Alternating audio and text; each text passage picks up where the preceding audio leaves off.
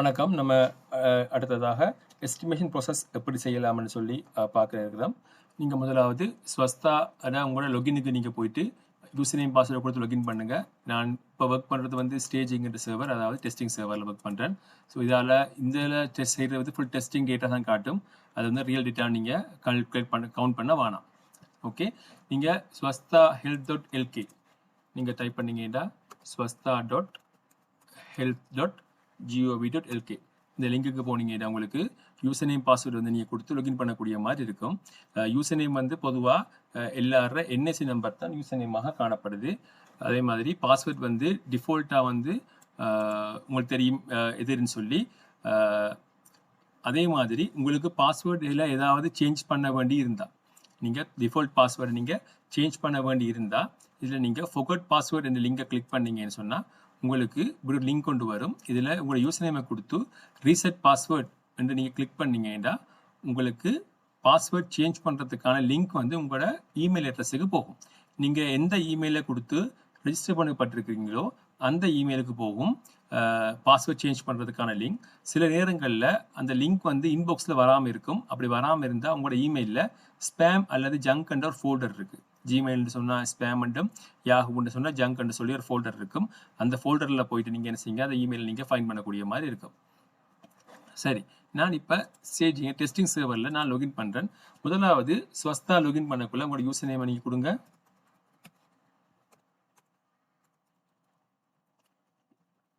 Log in பண்ணக்குள்ள உங்களுக்கு பொதுவான institution எதுன்னு சொல்லி கேட்கும். சில நேரத்தில் கவரப்பில் இருக்கிற ஆட்களுக்கு வந்து இன்ஸ்டிடியூஷன் வந்து நீங்கள் செலக்ட் பண்ணக்கூடிய மாதிரி இருக்கும்.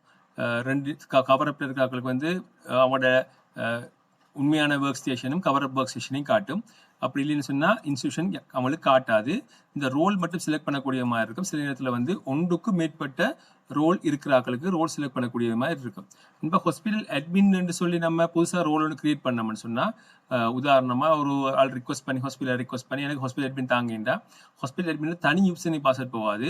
அவங்களோட யூசர் நேமுக்குள்ளேயே தான் இந்த ஹாஸ்பிட்டல் அட்மின் என்ற ரோல் வந்து கிரியேட் ஆகிருக்கும். நான் இப்போ ஹாஸ்பிட்டல் அட்மின் ரோலுக்கு போய்ட்டு உங்களுக்கு காட்டுறேன். ஹாஸ்பிட்டல் அட்மின் ரோலை கிளிக் பண்ணி நீங்கள் சேவ் பண்ணீங்கன்னா அந்த உரிய ஹாஸ்பிட்டலுக்குரிய அட்மினுக்குரிய வியூ உங்களுக்கு இதில் வரும். இதெல்லாம் நீங்கள் என்ன செய்யணும் கேட்டால், இந்த அட்மினுக்குரிய ஆள்கிட்ட என்ன செய்வாங்கன்னு கேட்டால், இந்த யூசர் டேட்டா செட்டப் என்ற ஒரு ஆப்ஷன் இருக்குது. அதே மாதிரி எம்ப்ளாயி மேனேஜ்மெண்ட்ல இந்த ஒரு மெனு இருக்குது. இந்த ரெண்டும் தான் அவங்களுக்கு இப்போதைக்கு தேவை எஸ்டிமேஷன் ப்ராசஸை பொறுத்த வரைக்கும். உதாரணமாக யூசர் டேட்டா செட்டப் எதுக்குன்னு சொன்னால், புதுசாக ஒரு ட்ரக் ஸ்டோர் கிரியேட் பண்ணுறதுக்கு. பொதுவாக எல்லா இன்ஸ்டிடியூஷனையும் வந்து ட்ரக் ஸ்டோர் கிரியேட் பண்ணப்பட்டிருக்குது. அதால் வந்து நீங்கள் புதுசாக ஒன்று கிரியேட் பண்ணப்பட தேவையில்லை. ஆனால் இந்த கிரியேட் பண்ணப்பட்ட ட்ரக் ஸ்டோர் வந்து உங்களுக்கு கட்டாயம் தெரிஞ்சுக்கணும். யாருக்குன்னு கேட்டால் அட்மினுக்கு. ஏண்டா நம்ம எஸ்டிமேஷனை ரிலீஸ் பண்ணக்குள்ள இந்த குறிப்பிடப்பட்டிருக்கிற சிஸ்டத்தில் ரெஜிஸ்டர் பண்ணப்பட்டிருக்கிற வேர்ஹவுஸ் தான் உங்களோட எஸ்டிமேஷனில் வேர்ஹவுஸ் அசைன் பண்ணுறதுக்குரிய எஸ்டிமேஷன் வேர்ஹவுஸை காட்டும். நான் உங்களுக்கு இப்போதைக்கு நான் வந்து யூஸ் பண்ணப்பட்டிருக்கிறது வந்து இந்த புல்மோடை என்ற ஹாஸ்பிட்டல் பேரில் நான் வந்து இப்போதைக்கு இருக்கிறேன்.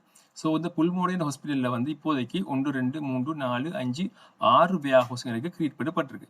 இந்த 6 வேர்ஹவுஸையும் தான் எனக்கு எஸ்டிமேஷனில் அசைன் பண்ணுற வேர்ஹவுஸாக காட்டும். இப்போ நீங்கள் உதாரணமாக இந்த புல்மோடை drug store, hospital drug store என்ற வேர்ஹவுஸில் என்ன ஐட்டம் அசைன் பண்ணப்பட்டிருக்குதோ அந்த ஐட்டம் மட்டும்தான் எந்த எஸ்டிமேஷனில் காட்டும். பொதுவாக யூசர்ஸ்க்கு நிறைய பேர் வந்து பிரச்சனை வர்றது எஸ்டிமேஷன் டைமில் எங்களோட ஐட்டத்தை காட்டுதல் எஸ்டிமேஷனில் சொல்லி பிரச்சனை வரும். அதுக்கான ரீசன் என்னென்னு கேட்டால், அட்மின் ரோலில் நீங்கள் சரியாக போயிட்டு இந்த வேர்ஹவுஸுக்குரிய ஐட்டமை நீங்கள் அசைன் பண்ணாமல் இருந்தீங்கன்னா அந்த ஐட்டம் வந்து உங்களோட எஸ்டிமேஷனில் காட்டாது. உதாரணமாக நான் இப்போ உங்களுக்கு காட்டுறேன். இந்த புல்மோட ஹாஸ்பிட்டல் ட்ரக் ஸ்டோர், சாரி அதில் 2 விதம் எடுப்போம். ஜென்ரல் புல்மோடை ஜென்ரல் ஐட்டம் இருக்கு தானே, இந்த ஸ்டோர்ஸ் தான் உங்களுக்கு காட்டும். இந்த ஸ்டோர்ஸில் நான் வியூவுக்கு கிளிக் பண்ணேன்னு சொன்னால் எனக்கு வந்து ஒரு இப்படி காட்டும். இதில் வந்து அந்த வேர்ஹவுஸுக்கு நான் எந்த யூசர் அசைன் பண்ணியிருக்கனோ அந்த யூசர் மட்டும்தான் இந்த வேர்ஹவுஸுக்குரிய எஸ்டிமேஷனை பார்க்கலாம். உதாரணமாக இந்த பிஹெச் புல்மோடை என்ற ஹாஸ்பிட்டலில் ஜென்ரல் ஸ்டோர்ஸ், ஜென்ரல் ஐட்டம் இருக்கிற இந்த ஸ்டோர்ஸில் அசைன் பண்ணப்பட்டிருக்கிற யூசர் வந்து காமிலா என்றா, இந்த காமிலா என்ற ஆள் மட்டும்தான் இந்த வேர்ஹவுஸுக்குரிய எஸ்டிமேஷனை வந்து என்டர் பண்ணக்கூடிய மாதிரி இருக்கும். ஸோ உங்களோட ஹாஸ்பிட்டலில் யாராவது புதுசாக யாராவது ஜாயின் பண்ணியிருந்தா அவங்கள நீங்கள் என்ன செய்யணும்னு கேட்டால், ஹாஸ்பிட்டல் அட்மின் லொகினில் போயிட்டு அவங்கள நீங்கள் அசைன் பண்ணணும். அசைனுக்கு நீங்கள் அசைன் எம்ப்ளாயியோட பட்டனை கிளிக் பண்ணீங்கன்னா உங்களுக்கு இப்படி விண்டோ ஒன்று ஓப்பன் ஆகும். இந்த விண்டோவில் எம்ப்ளாயி டைப் செலக்ட் பண்ணுங்க. நீங்கள் அவங்களுக்கு எந்த ரோல் கொடுத்துருக்கீங்களோ அந்த ரோலை கிளிக் பண்ணுங்க. உதாரணமாக நான் ட்ரக் ஸ்டோர் ஃபார்மசி ரோல் கொடுத்துருந்தேன்டா அந்த ரோலை செலக்ட் பண்ணால் தான் எனக்கு அதுக்குள்ளே எம்ப்ளாயோட பேர்லாம் காட்டும். அந்த எம்ப்ளாயியில் நான் கடைசியாக நான் எந்த பேர் எட் பண்ணதால எந்த பேரை நான் கொடுக்குறேன். கொடுத்து சேவ் பண்ணுறேன்டா. இப்போ இந்த வேர்ஹவுஸுக்கு எந்த பேர் வந்து அசைன் பண்ணி பண்ணிட்டேன். சரியா? அதே மாதிரி இந்த வேர்ஹவுஸுக்குரிய ஐட்டம் எதென்று செலக்ட் பண்ணுறேன்னு சொன்னால் அசைன் பண்ணதுக்கு பிறகு இதில் வேர்ஹவுஸ்ன்னு சொல்லி ஒரு டெப் இருக்குது. இந்த வேர்ஹவுஸ் டெப்பை கிளிக் பண்ணதுக்கு பிறகு இந்த ஜென்ரல் ஐட்டமில் இதில் ப்ளஸ் பட்டன் ஒன்று இருக்குது, எடிட் ப்ளஸ் பட்டன். இந்த எடிட் பட்டனை நீங்கள் கிளிக் பண்ணீங்கன்னா உங்களுக்கு இந்த வேர்ஹவுஸ் பின் ஒன்று வரும், அடுத்தது ஐட்டம் லிஸ்ட் ஒன்று வரும். நீங்கள் இந்த ஐட்டம் லிஸ்ட்டை கிளிக் பண்ணீங்கன்னா மை ஐட்டம் லிஸ்ட்டில் இதுக்கு எந்த விதமான ஒரு ஐட்டமுமே இல்லை. ஸோ என்ன நடக்கும்னு கேட்டால் நீங்கள் இந்த ஜென்ரல் வேர்ஹவுஸ் ஐட்டமை நீங்கள் யாருக்காவது அசைன் பண்ணீங்கன்னா அவங்களுக்கு என்ன செய்யாது, எஸ்டிமேஷனில் டிஃபால்ட் ஐட்டமுக்குள்ள ஐட்டம் லிஸ்ட் வந்து காட்டாது. இது வந்து பொதுவாக வர பிரச்சனை. இந்த டிஃபால்ட் ஐட்டமுக்குள்ள இந்த ஐட்டம் லிஸ்ட் வந்து காட்டாது. இதுக்கு நம்ம என்ன செய்யணும்னு கேட்டால் இந்த எலிஜிபிள் ஐட்டம் லிஸ்ட் என்றதை கிளிக் பண்ணி எலிஜிபிள் ஐட்டம் லிஸ்ட் கிளிக் பண்ணி இந்த ஸ்டோர்ஸுக்கு எந்த ஐட்டம் வரணுமோ அந்த ஐட்டத்தை நம்ம என்ன செய்யணும்னு கேட்டால் எட் பண்ணணும். எப்படி எட் பண்ணுறது? இது ஜென்ரல் ஐட்டம்ன்றதால நான் வந்து இதில் பிரிண்டட் ஃபார்ம் நான் பொதுவாக வரும். நான் பிரிண்டட் ஃபார்ம்ன்றதை கிளிக் பண்ணி இது நான் சர்ச் பண்ணுறேன். சர்ச் பண்ணால் எனக்கு பிரிண்டட் ஃபார்முக்குரிய ஐட்டம் லிஸ்ட் எனக்கு இந்த பக்கம் லோட் பண்ணி எனக்கு காட்டும். சரி, இப்போ எனக்கு வந்து இந்த பிரிண்டட் ஃபார்ம் ஐட்டத்தில் வந்து எனக்கு ஐட்டம் வந்து இந்த பக்கம் ஃபுல்லாக லோட் ஆகிருக்குது. இதே மாதிரி நீங்கள் இந்த ஃபில்டரில் கிளாஸ் நேம் ஃபில்டர் பண்ணி பார்க்கலாம், இல்லாட்டி ஐட்டம் கோடை ஃபில்டர் பண்ணி எட் பண்ணலாம், குரூப்பை நீங்கள் ஃபில்டர் பண்ணி எட் பண்ணலாம். அப்படி நீங்கள் என்ன செய்யலாம், விரும்பின மாதிரி ஃபில்டர் பண்ணி எட் பண்ணக்கூடிய மாதிரி இருக்கும். நான் பொதுவாகவே ஜென்ரல் ஐட்டம்ன்றதால இதில் பிரிண்டட் ஃபார்மெட்டாக ஃபுல் கேட்டகரிகளுக்கு எல்லா ஐட்டத்தையும் நான் செய்ய போகிறேன், எட் பண்ண போகிறேன். எனக்கு இப்போ இதில் 416 ஐட்டம் இருக்குது. 416 ஐட்டம் இருக்குது.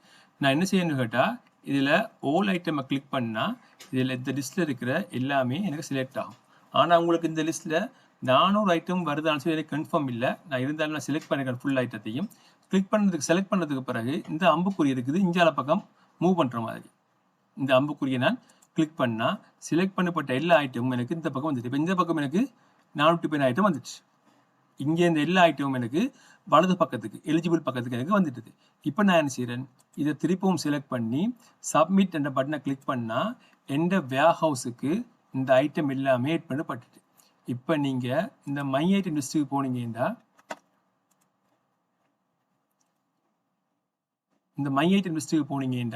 நான் எட் பண்ண எல்லா ஐட்டமும் இப்போ உங்களுக்கு காட்டுது.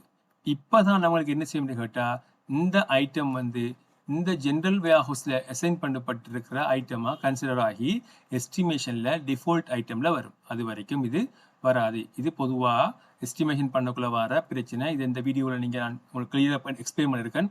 உங்கள் டவுட் இருந்தால் திருப்பி ஒருக்கா அந்த வீடியோவை நீங்கள் ரிவைஸ் பண்ணி நீங்கள் செக் பண்ணி பாருங்கள்.